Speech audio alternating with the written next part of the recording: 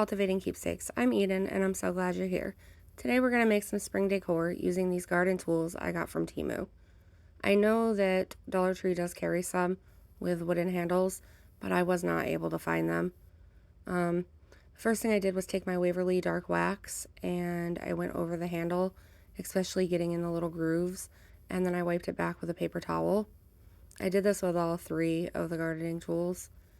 And then the next thing I did was take my Waverly chalk paint in the color Truffle, and I dabbed it on the metal part of the tool where I wanted it to look rusted.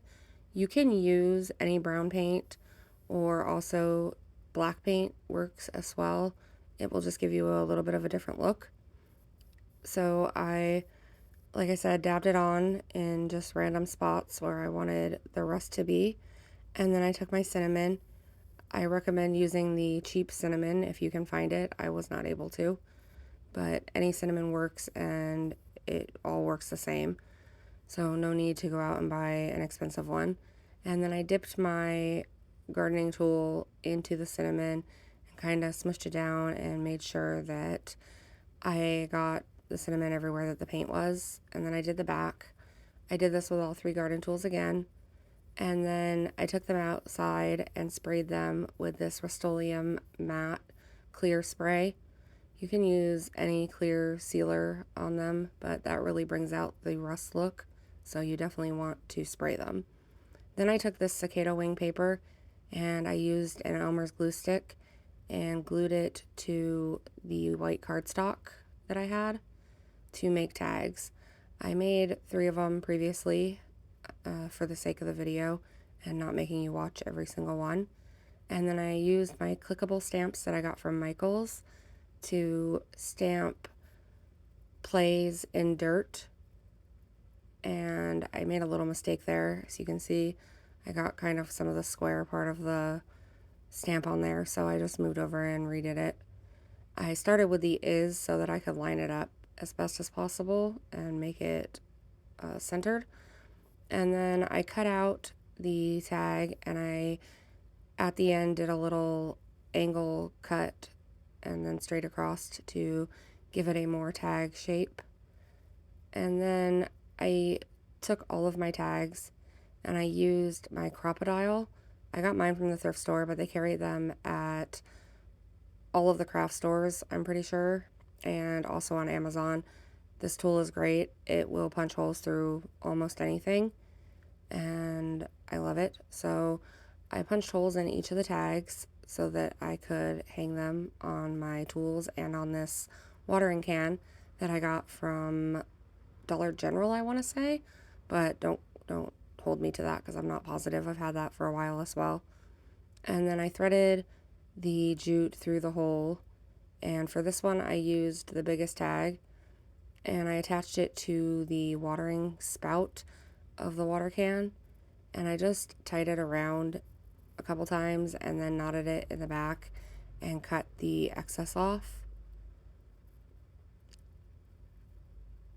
And then next I brought back in my tools that were dry, and I took some Distress Oxide ink, and this was a color dark walnut, and I went around the edges of my tag and then did just a little bit like on the tag to give it a more rustic look and darken the edges up. I did this with all of my tags. I only showed the one. I recommend doing it before you tie it onto things though. I did it after I tied it onto the watering can, but it was okay. It worked out. And then I took my tools and I kind of situated them in the watering can where I wanted them.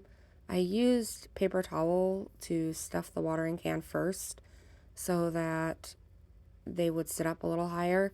Oh, and I also used this greenery that I got from Hobby Lobby. It's actually a garland, and I just break the pieces off and use it.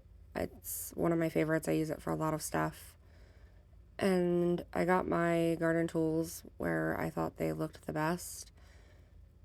And once I did that, I was able to attach the tags to each one of the tools. I just threaded the jute through the hole and then tied it around the bottom of the metal part right before the handle, and almost the same thing as the watering spout, except I didn't wrap it around twice. I just tied it on there and put a knot and cut off the excess. And I don't know why my lighting changed. I'm sorry about that, but it changed back, so that's a plus. Anyways, I got them all tied on and cut off the excess and put them back in the watering can. And then next, I took this bow that I made with my Bodabra. If you want, I can do a tutorial on it, but honestly, there's a lot of tutorials on Bodabra bows, and I didn't really think it needed to be in this video. And then I tied the bow to the handle of the watering can. I used the same fabric strip that I used to wrap around the center of the bow to tie it onto the handle.